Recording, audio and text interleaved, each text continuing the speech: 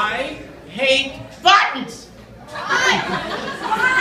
Now, I know everyone here just loves buttons. They're not me, I hate them.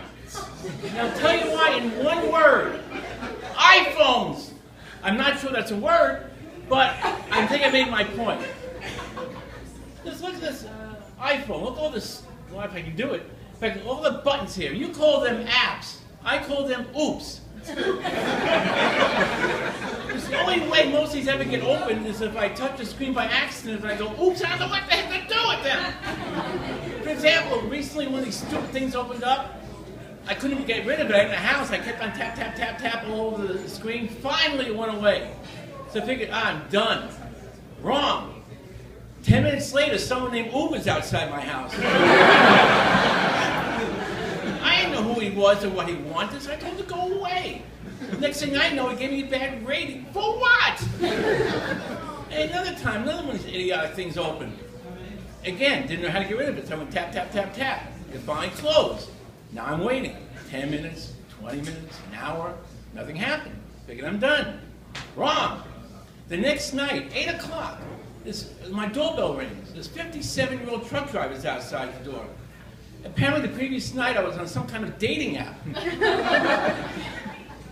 Good thing this person was a female. I think. I didn't try to find out. Well, now I learned my lesson. So without touching the screen, the sacred screen here, I looked at all these apps, and I call buttons, and one said camera. Camera.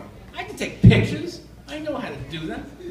So on a previous trip to the city, I played tourist, took pictures of the Empire State Building, Statue of Liberty, the UN, tons of other landmarks, about 100 pictures I took.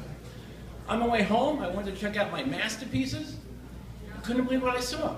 Every one of those 100 pictures were of me. I took pictures of myself. How did I do that? And then I find out, not only do most people take pictures of themselves, also they do it on purpose.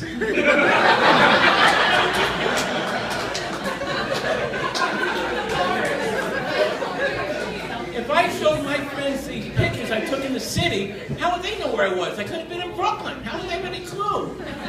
Now, speaking of buttons, what has happened to the TV remote control?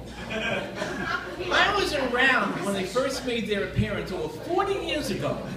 Essentially, they had 3 buttons.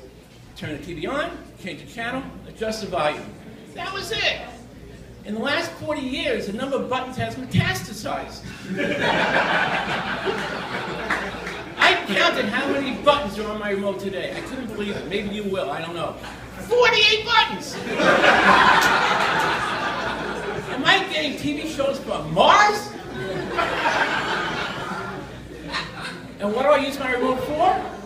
Turn the TV on, change the channel, adjust the volume.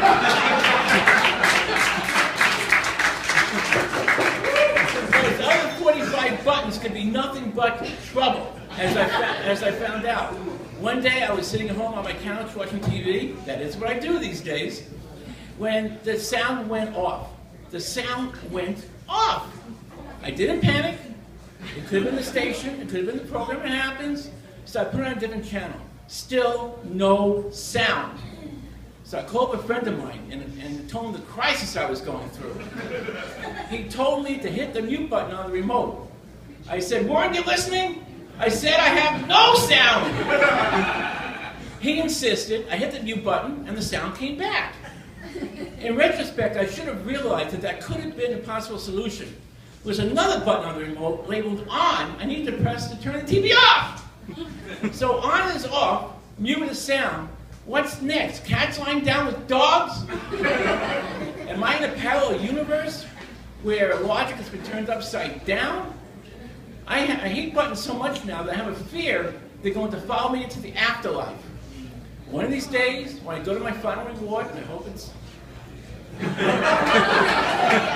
when I get to those pearly gates, if they're locked, and there's a sign instructing me on how to input my username and password onto a keyboard full of buttons, it's going to be hell to pay.